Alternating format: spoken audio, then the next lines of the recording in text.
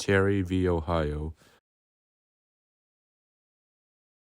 On October 31st, 1963, in Cleveland, Ohio, John W. Terry and two other men were observed by a plainclothes policeman named Martin McFadden in what the officer believed to be casing a job, a stick-up. Terry and the two other men were suspected by McFadden to have been casing the store in preparation of a robbery. The officers stopped and frisked the three men and found pistols in the jacket pockets on two of them.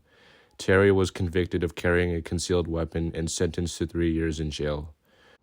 Although Terry and the two other men involved in the case were clearly acting suspicious and were intending to rob the store, the actions of Officer McFadden in frisking the men and seizing the pistols became controversial in the violation of the Fourth Amendment, a defense which Terry's lawyer used in the Court of Common Pleas, as well as filing a motion to suppress the evidence of the discovered pistol. Using McFadden's supposed violation of the Fourth Amendment, Terry appealed to the Ohio District Court of Appeals, which saw his conviction affirmed and appealed to the Supreme Court of Ohio. The state Supreme Court dismissed his appeal, which led Terry to appeal to the United States Supreme Court, which agreed to hear his case.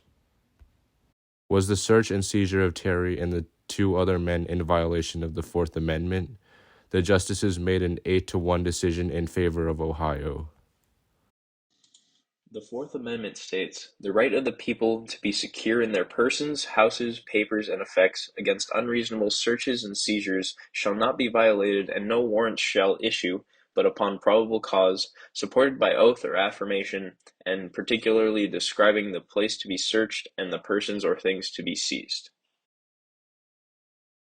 The argument in favor of Terry states that officers do not have the right to unreasonable search or seizure of any persons as prohibited by the Fourth Amendment of the United States Constitution. The argument in favor of Ohio states that Officer McFadden's search and seizure of the weapons on Terry and the men was reasonable, as their behavior was suspicious and suggested that they were armed and posed a threat to the officer in suspicion and the store. Chief Justice Warren gave the final decision in favor of Ohio.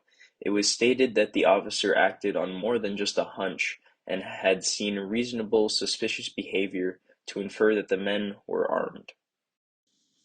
Justice Harlan stated a concurring opinion agreeing with the decision made, but stating it could be argued that there was not enough evidence, but after the search, a threat to the officer's safety was found.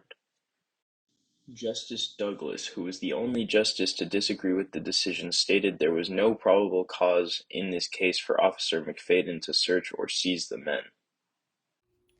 The case of Terry v. Ohio was a landmark case in the Supreme Court. The ruling on this case set a new standard that stated a police officer may stop a suspect on the street and frisk them without probable cause if there is reasonable suspicion showing the person has or may commit a crime. Due to needing to have suspicion, this decision is not violating Fourth Amendment rights. The case of Terry v. Ohio went along with another court case in 1961. This case was Mapp v. Ohio. Mapp v. Ohio states that evidence obtained illegally cannot be used in the court of law. The cases argue different aspects of the Fourth Amendment, but both of the cases strengthen the Fourth Amendment and give more information on what evidence can or cannot be used in the court of law.